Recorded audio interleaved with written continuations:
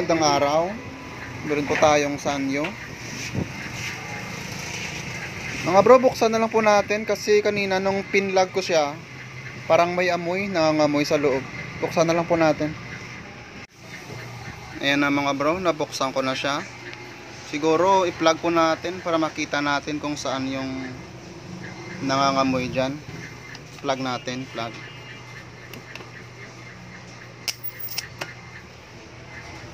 Ayan mga bro, yung playback po natin sira. Nakita nyo naman parang may nag-i-spark. Mga bro, palitan po natin ng playback. Ayan na mga bro, natanggal ko na po yung playback. Mga bro, siguro convert na lang po natin yung playback niya. Kadalasan sa mga ganitong playback, yung kino-convert ko sa kanya yung playback ng China, yung 1010A, kasi mas maganda yun yung ginagamit ko kasi may option siya.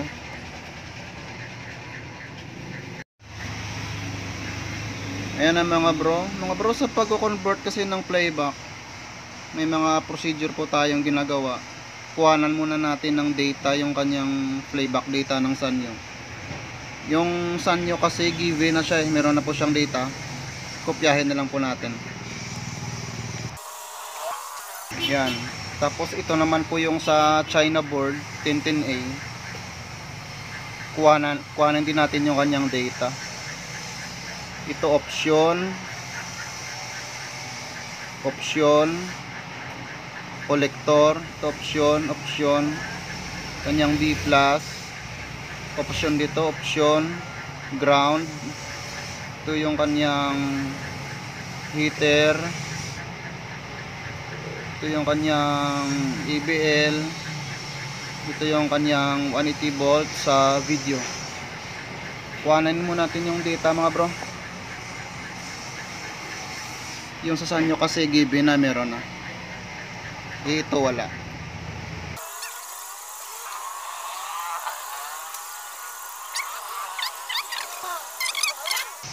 Mas maganda linawin ko to ng konti.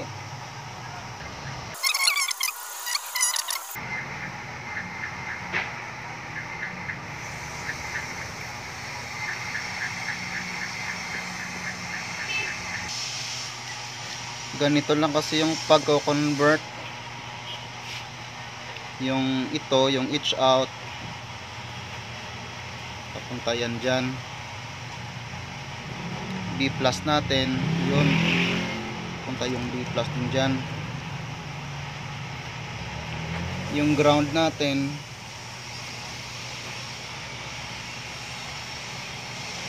ground din dyan. Yung EBL natin, EBL din. Yung heater natin, yun, heater din. Ito wala na to, low B+. Saka yung EFC, ito walang EFC. Pwede po tayong kumuha ng EFC sa heater. Option. Yung 180 natin, sa 180 din ng 1010A. Yan lang mga bro, tapos i-actual na lang po natin.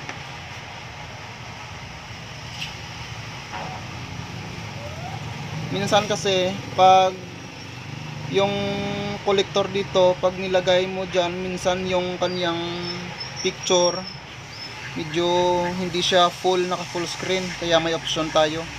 Pwede po tayong maglagay dito, yan, dyan, o dyan, o dyan.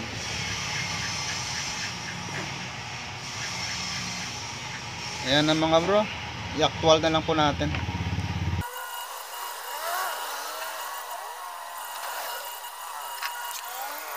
Ayan na mga bro, na convert ko na po siya. Testing lang na lang po natin. Ayan na mga bro, for temporary kasi ganyan yung ginagawa ko. pag nag-okay na lahat, tsaka ko lang siya babalik. Mga bro, voltage checking muna po tayo. Plug natin.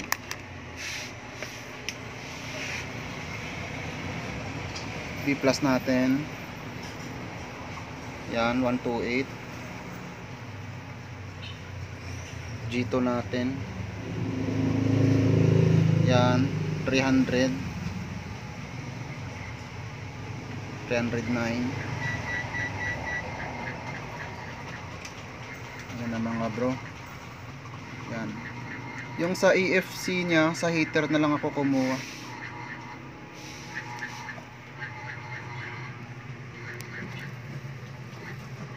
Ayan na mga bro. Naayusin na muna natin. Ayan na mga bro. Katulad nung sinabi ko kanina, ito yon, parang hindi siya naka full screen. Yan. Meron po tayong option. Option natin.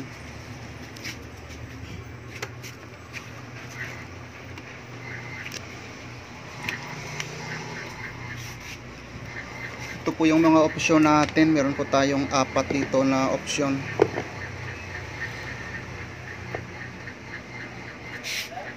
Ito.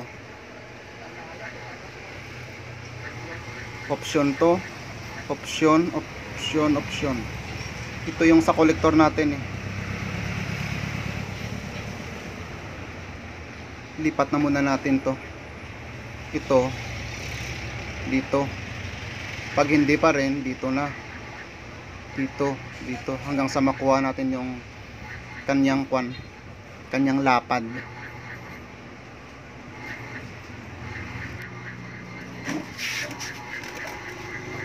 Plug natin ulit.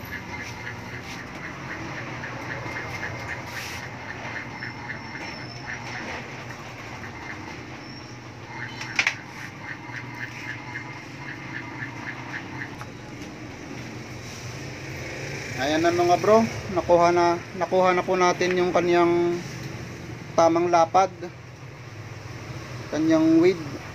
Tanggalin natin yung antena. Set nga natin sa video. Ayan mga bro, kung mapapansin nyo, kanina mayroong parang 1 inch ata dito at dito. Yan ngayon naka full screen na po siya. Ayan na mga bro. Dito kasi kanina yung original nya eh. Ngayon naglipat tayo ng option. Ito may natitira pang option, no? Ito isa, diba? May option ba pag hindi pa nakuha, yun lipat lang ng lipat hanggang sa makuha natin yung tamang width nya.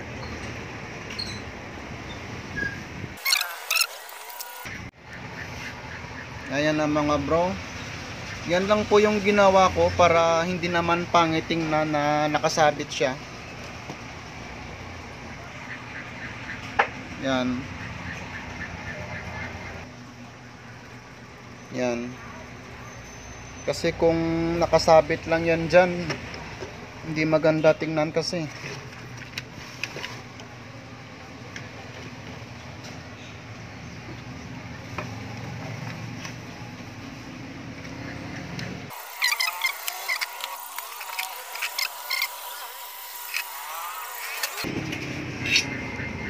Ayan na mga bro, okay na po siya.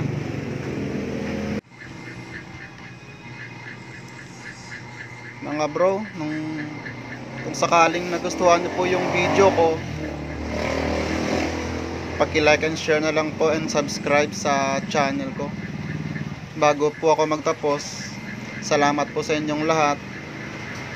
Shoutout ko po kayo, lahat ng mga technician, mabuhay po kayo. Shoutout ko rin po si Wilski Napi, nagpapa-shoutout sa akin. Mga bro, salamat po sa inyo, hanggang dito na lang. Like a Hellcat.